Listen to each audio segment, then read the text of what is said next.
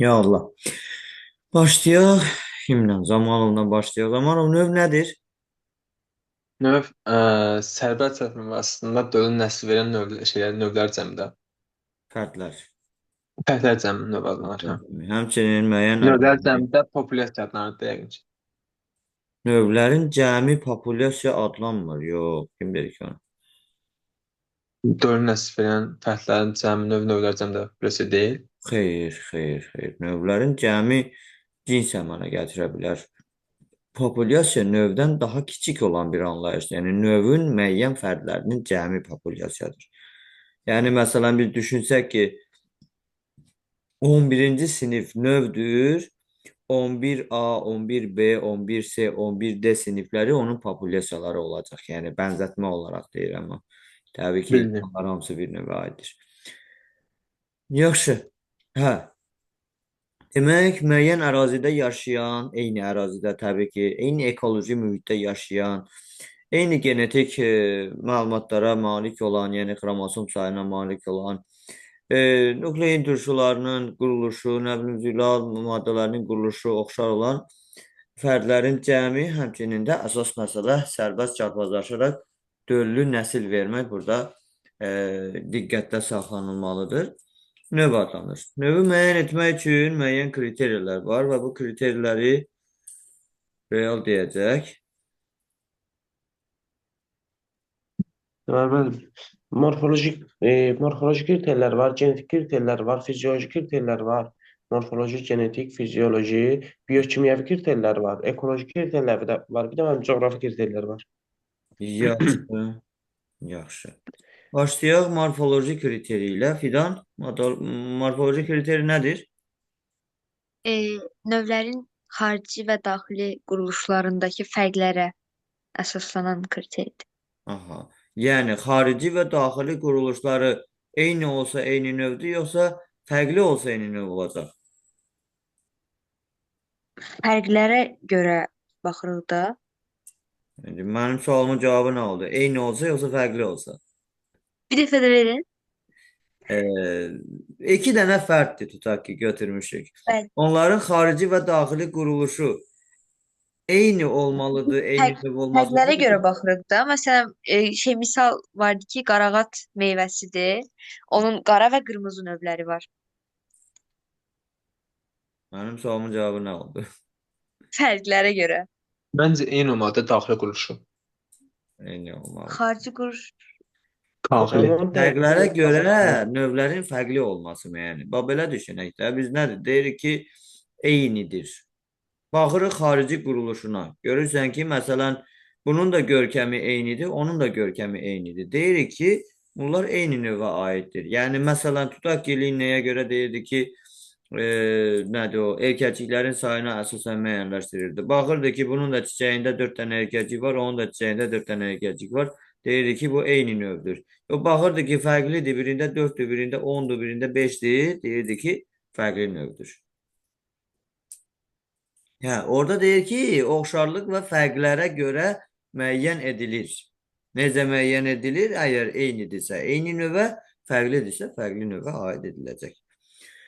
Yaxşı, Zamanovla davam edək. Morfoloji kriteridə olan istisna hallar, yəni o bayaq dediyimiz qaydalar ki, oxşayan Məsələn, eyni növ, fərqli olanda fərqli növ olurdu. Bu qaydaya tabe olmayan hansı nümunələr deyə bilərik?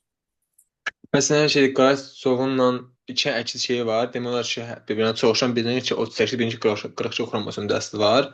Belə bunlara məsələn Bunlar fərqli bunlar növdülər, yoxsa eyni növdülər?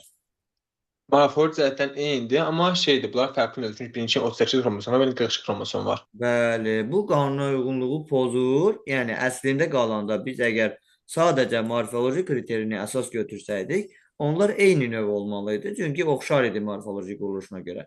Amma xromosom sayı fərqlidir deyə onlar fərqli növə aid edilir. Bu bir. Başqa nümunələr? Məsələn, bəzi fərdlər erkək və dişilər bir-birinə çox oxşayır, onu deyə bilərik. Çox oxşayır, yoxsa fərqlənir?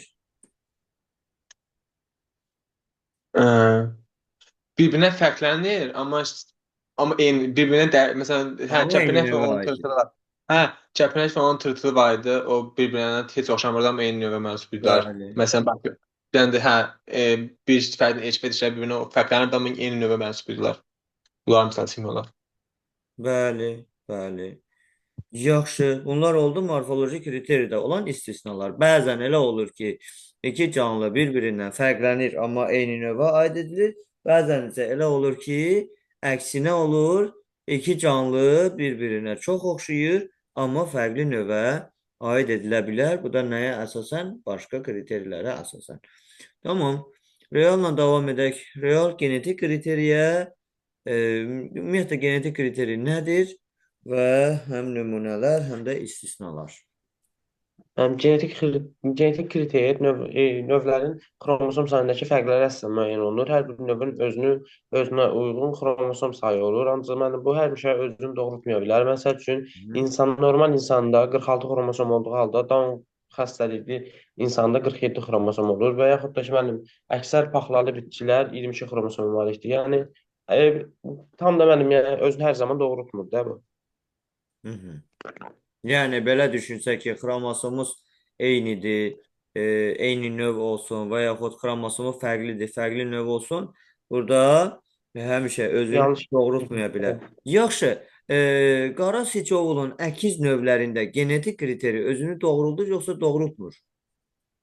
Genetik kriteriya özünü doğruldur da müəllim. Birində 38 xromosom var, birində 42 xromosom var. Və həqiqətən də fərqli növdür.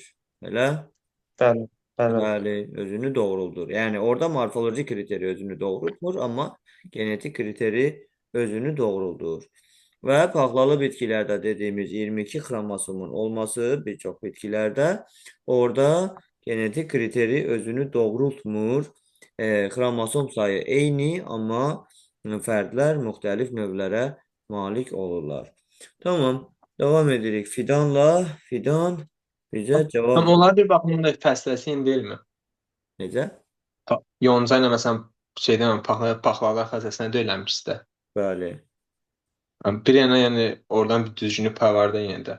Onu demək varmı? Nə var yenə də? Növlərdə birləşməsə də fəslələrdə birləşdilər. Onu demək istəyirəm. Amma biz mövzumuz nədir? Növü müəyyən etmək. Bildim. Aha, yəni biz sadəcə növlərə görə. Fəsilə təbii ki, fəsiləsi eyni ola bilər, şöbəsi, nə bilim, sinif və s. eyni ola bilər, amma növün eyni və ya fərqli olmasını biz əsas götürürük. Davam edək, Fidanla davam edək. Fidan fizioloji kriteri nədir və burada olan istisnalar. Fizioloji kriteri həyat prosesində əslində çoxalmada olan fərqlərə görə tapılır. Hı -hı. Burada deməli bir növün, hər bir növ arasında fərqlər var. Deməli bu fərqlər olduğuna görə bir növ başqa bir növlə çarpazlaşmır. Əgər çarpazlaşsa döllü nəsil. Daha doğrusu dölsüz nəsil əmələ gəlir. Hı -hı. Amma məsələn sarı bülbüllə alacəhrə, sonra qovaqla söyüd, bunlar söyüdün bəzi növləri daha doğrusu, bunlar çarpazlaşanda döllü nəsil verə bilirlər. Buna görə də bu kriteridə tam deyil. Özündə olur. Bəli, yəni bəzən elə olur ki, fərqli növlər çarpazlaşaraq döllü nəsil verə bilir. Burada söyüd və qovaq, sarı bülbüllə alacəhrəni misal göstərmək olar. Bunlar düşə biləcək suallardır. Yəni bu tipli suallar ola bilər. İstisna hallara həqiqətən də çox diqqət ayırmaq lazımdır. Davam edək yenə də Zamanovla davam edək. Zamanov bizə ekoloji kriterini izah edəcək və orada nümunələr var idi ki, qaymaq çiçəyinin bəzi növləri, məsələn, müxtəlif yerlərdə, müxtəlif ekoloji şəraitlərdə yaşayırdılar. Onlarda, yəni onlar haqqında məlumat verir.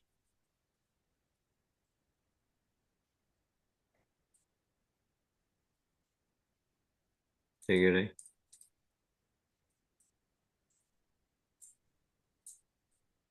Zamanov.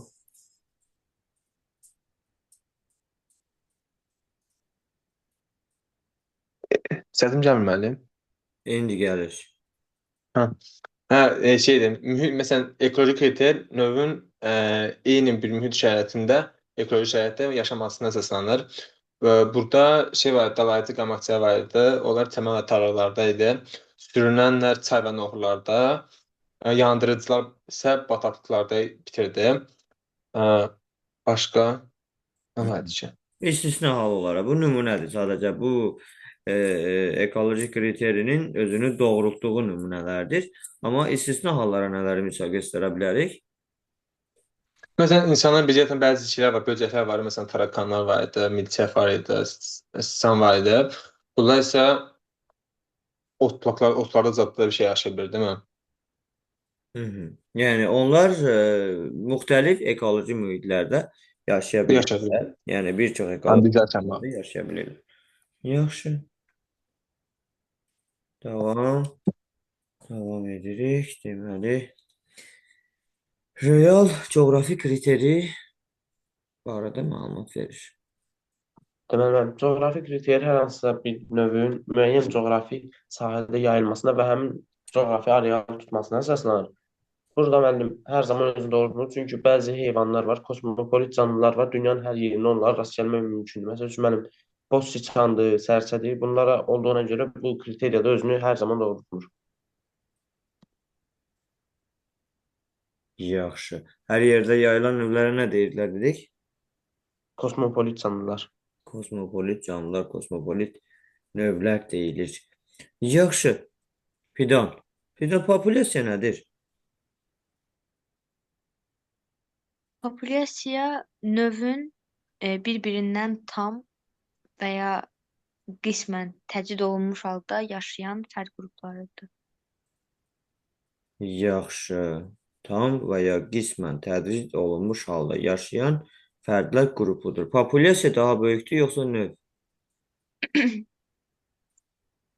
Növ daha böyükdür də, onlar populyasiya şəklində yaşayır. Bəli, növ populyasiyalara ayrılır. Ona görə də Bəli.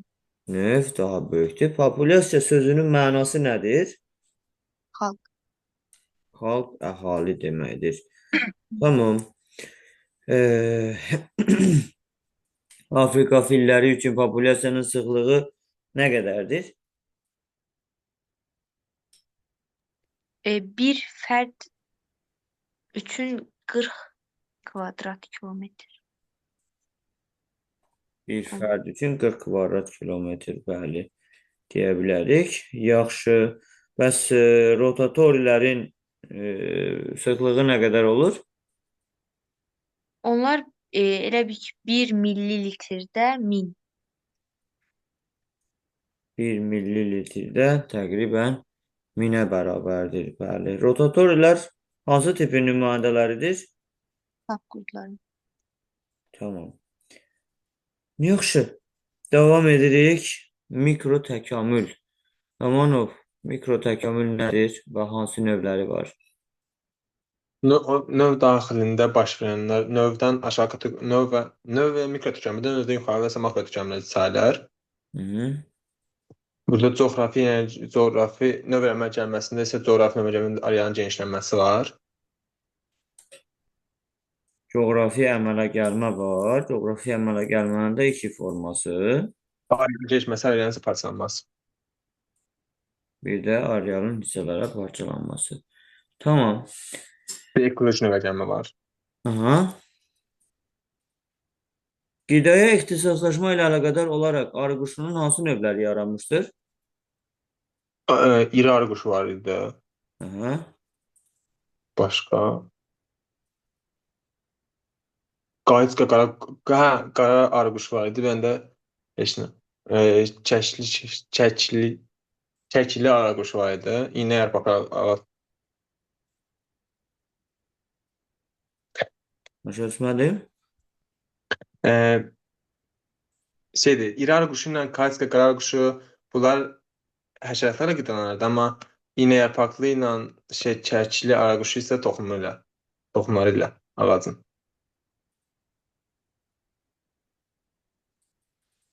Nəsə deyəsən sənin cümlən düz gətirmədi.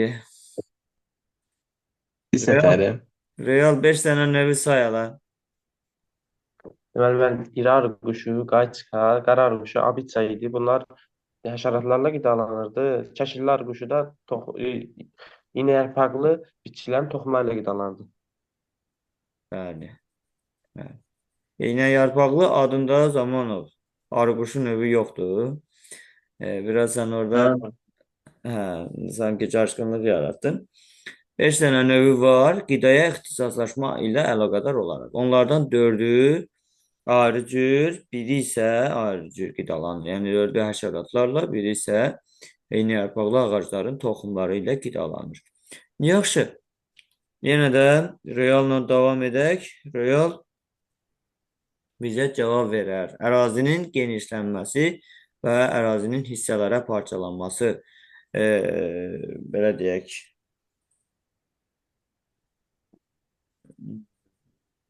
Şəklində növ əmələ gəlməyə misal göstər. Deməli, bu coğrafiya növ əmələ gəlmədi. Arealın genişlənməsi ilə, məsəl üçün, mənim Sibir qaraşamından Davud qaraşamından alınmasıdır. Ancaq mənim növ daxili, yəni növ daxilində isə arealın, yəni növ daxilində, yəni Hissələrə arealın parçalanması isə hissələrə parçalanmasını isə, məsələn, incirçəyinin bəzi növləri yaranmışdır. yaxşı. Yaxşı. Davam edək fidanla. Fidan makrotəkamül nədir? Deməli, makrotəkamül mikrotəkamüldən daha yüksək təkamül dəyişkənliyidir. Divergent xarakter daşıyır.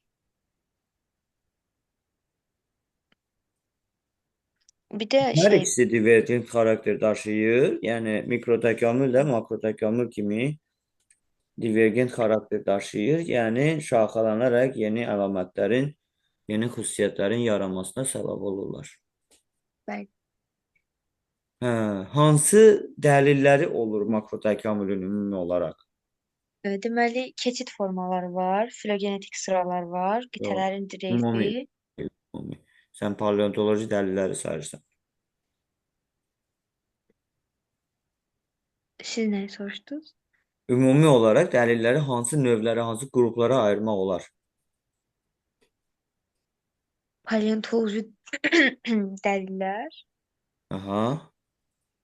Sonra. Embriyoloji dəlillər. Aha. Bir dənə də var. Bir dənə də var. Bəli. Təkamül istiqamətli mı deyirsiniz? Necə? Təkamül istiqamətli yolları.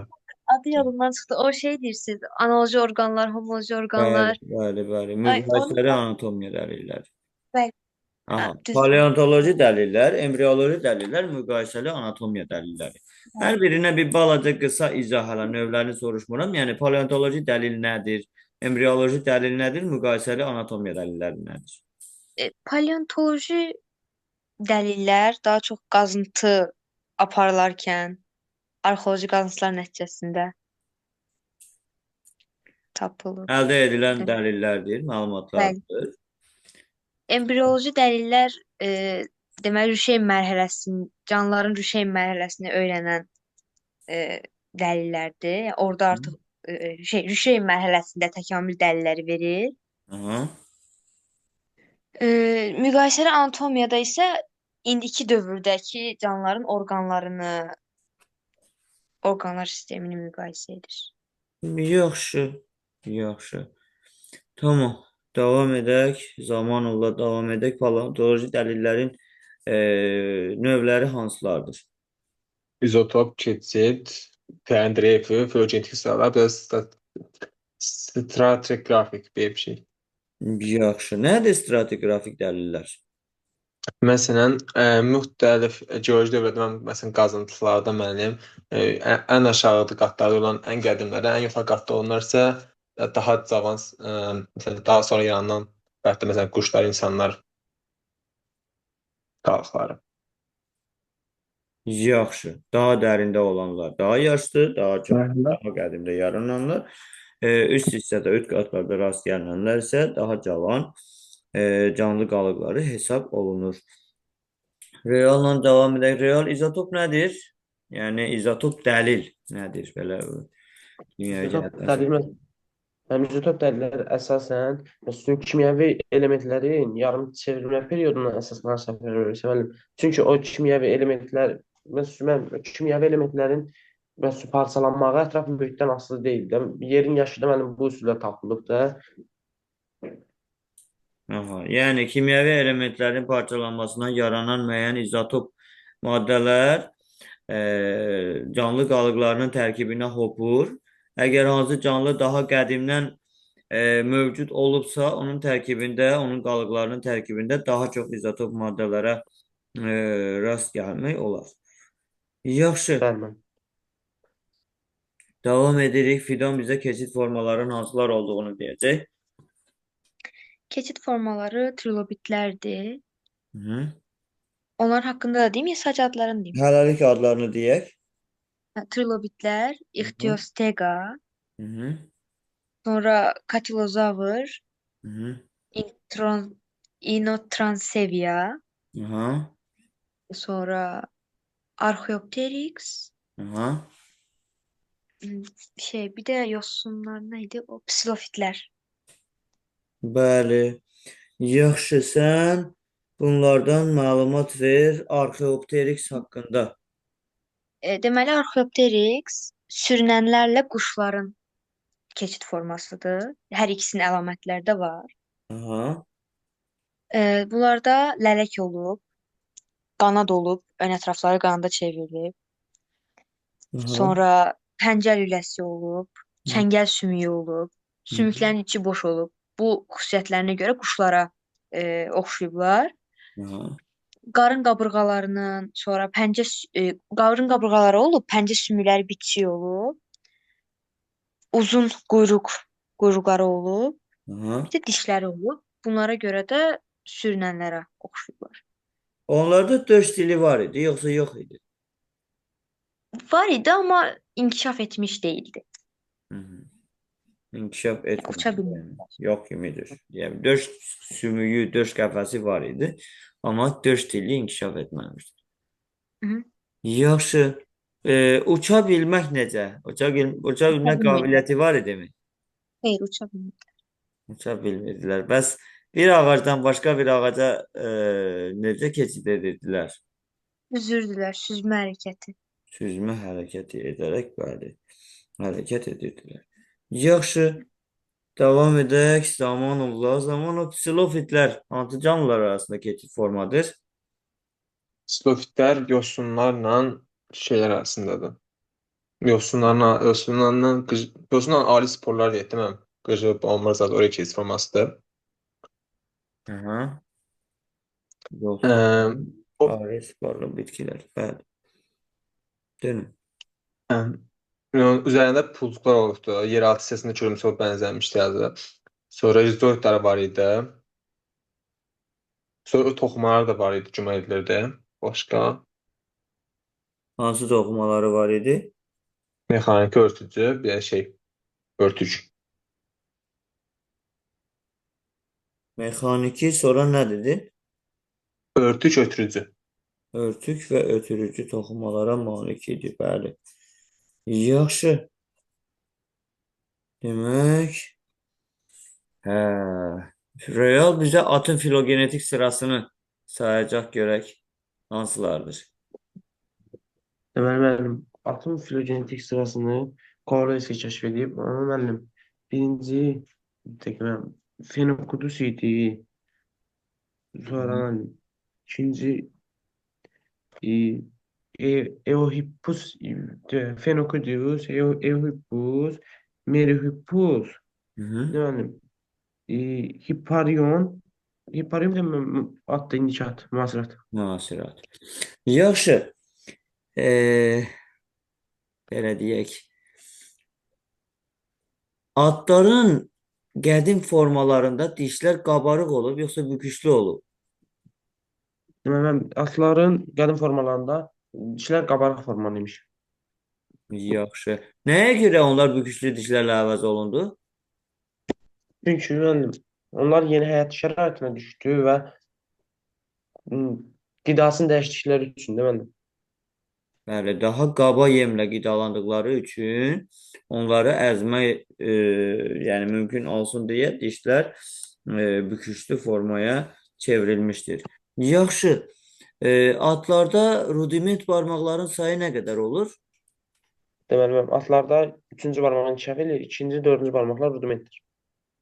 Bəli, onların adı necədir? Necə adlanır? Barmaqlar müəllim. Həmin o ikinci, dördüncü barmaqlar.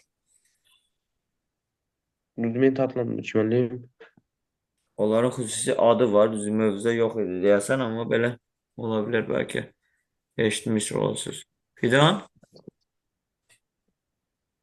Bilmirəm mən. Zamanov? Mən rudiment olduğunu bilirəm, amma adını bilmirəm. Üst adını. Grifel sümükləri deyirlər ona. Bilmirəm. Eşitmişdiniz heç? Yox. Xeyr. Xeyr. Ola bilər hansısa testdə zadlar açılsa çıxmış ola bilər bəlkə də. Grifel sümükləri, həmin o ikinci və dördüncü barmaqlar grifel sümükləri adlanır. Yəni onlar rudiment əmələ gətirirlər. Yaxşı. Davam edək. Deməli, elə Zamanovla davam edək. Zamanov bizə ixtiostega barədə məlumat verər. İxtiostega bu iki böyük sinif arasında olmuşdu. Balıqların osteoqurda yaşayanlar. Üzərində pulcuq var idi. Həm hücre, həm ətrafları var idi.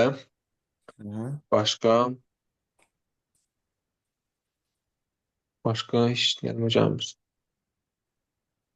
Onların bədən üzəri çılpaq idi, yoxsa örtülü idi pulcuqlarla? Bir şey, pulcuqdan ötürü dedin, değil mi? Necə? Pulcuqdan örtülü dedim. Bunlarla örtülüdür. Yaxşı. Tamam. Davam edək. Bəli. Testekl safallar vardı bunlarda. O da üçünün xüsusiyyətini daşıydı, həm sürünənlərin də. Nə var idi? Testekl safallar demə. Onlar üç sinifin içidir hətta yazıblar.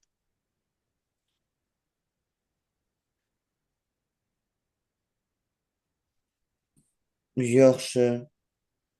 Yəni stegosefallar, həmçinin də sürünənlərin də əlamətləri onlarda müşahidə oluna bilərdi.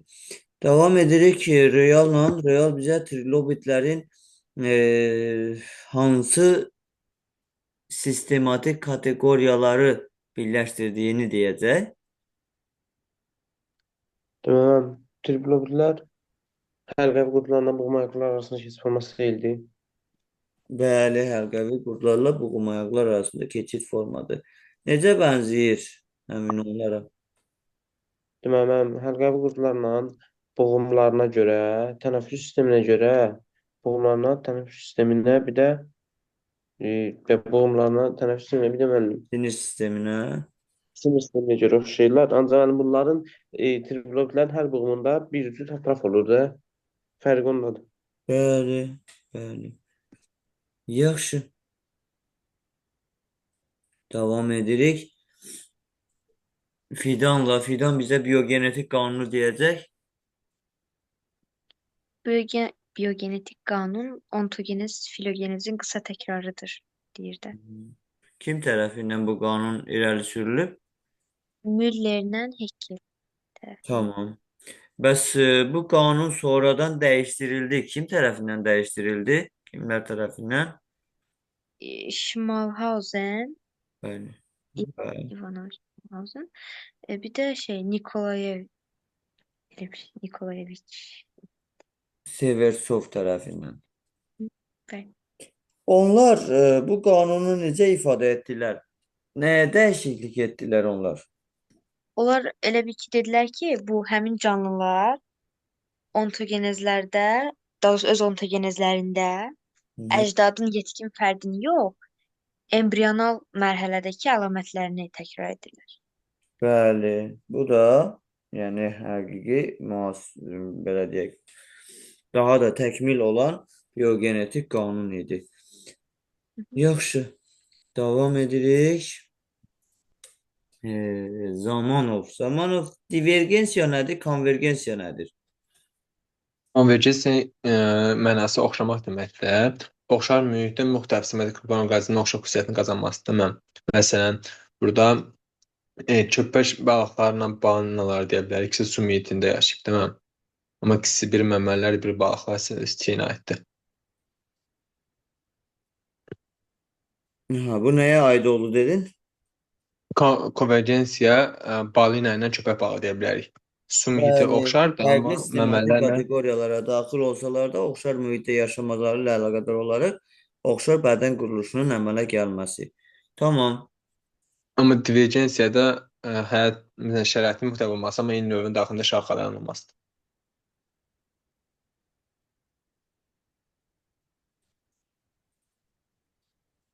yaxşı. Həyat şəraiti müxtəlif, əlamətlər müxtəlif, amma Növü ilə. eyni sistematik kateqoriyaya daxil ola bilər. Davam edirik. Konvergere sözünün mənası nədir? Oxşamaq. Bəs divergere? O da ayrımı orada oxşamaq. Yaxşı. Homologiya nədir bəs? Homologiyada mənası mı? Homo Bəli. eyni deməkdir. Homologiya Mənası.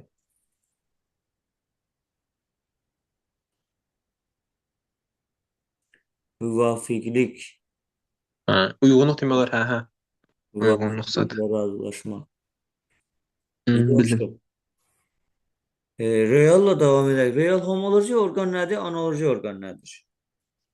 Deməli, müəllim, homoloji orqan odur ki, bunların mənşələri eynidir, lakin funksiyaları fərqlidir. Analoji orqan isə tamam bunun əksidir. Yəni müəllim, mənşələri müxtəlifdir, lakin həyat şəraitinə görə eyni funksiya yerinə yetirən orqanlardır. Bəli. Tamam. Fidan analoji və analoji orqan deyirəm. Rudiment və atavizm izah edəcək. Rudiment odur ki, öz funksiyasını yerinə yetirmir, qalıq halındadır. Yəni həmin orqanlardır. Bəli. Bəs Ee, atavizm? Atavizm onlar funksiyanı beyin əcdadların əlamətlərini xatırladır. Əcdadlarda olan, bəli, xüsusiyyətin və yaxud hər hansı bir orqanın müasir formalarda üzə çıxması bu zaman atavizm hesab olunacaq. Yaxşı. Hərəsinə aid bir nümunə, bir dənə atavizm, bir dənə nədir o? Rudimentə misal. Məsələn, insanda şey var, qulaq heyvanın hərəkət etməsi var. Normalda o rudimentdir, amma bəzi insanlar onu hərəkət etdirə bilir, onlarda atavizm olur. Aha. Normalda qulaq heyvanı əzələsinin olması rudimentdir.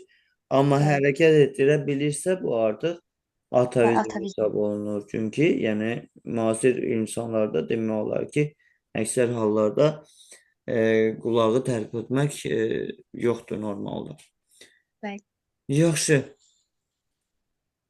Zamanovla davam edək. Zamanov, noxudun bığcığı ilə üzümün bığcığı homoloji orqandır yoxsa analoji orqan? Analoji mən. Noxudla üzüm fərqli şeylərdədir, növlərdədir.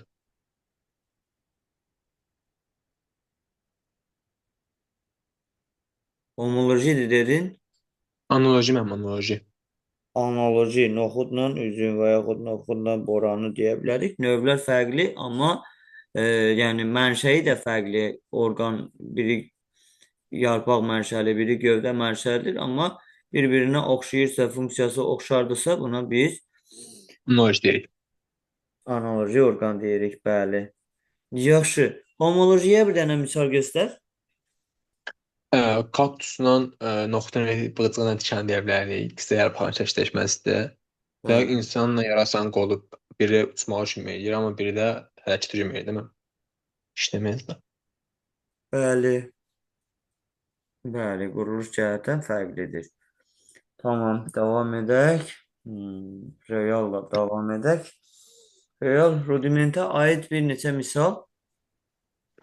Deməli, rudimentə aid bir neçə misal, məsələn, Məsəl üçün müəllim, uça bilməyən kivi quşunun qanadının olması, sonra məməlilərdə üçüncü göz qapağının olması, sonra balinalarda mənim arxa ətrafın qurşaq hissəsinin sümüyünün olması, bir də ilanlarda ətraf sümüklərinin olması.